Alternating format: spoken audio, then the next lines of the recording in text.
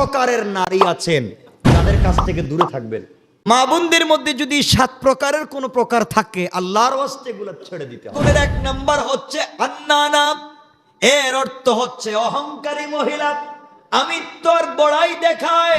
2 number ওই মহিলা জাহান্নামী, যাকে বলা হয় মান্নানা, এর অর্থ হলো খোটা দানকারী।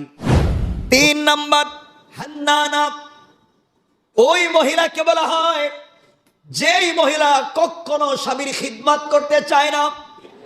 4 নাম্বার হলো কান্নানা, আল্লাহর রাসূল বলেছেন 4 নাম্বার ওই মহিলা যারা কথায় কথায় নিজের বংশের বড়াই দেখায়, ক্ষমতার প্রভাব দেখায়। আপনি চিনেন আমি কোন বংশের।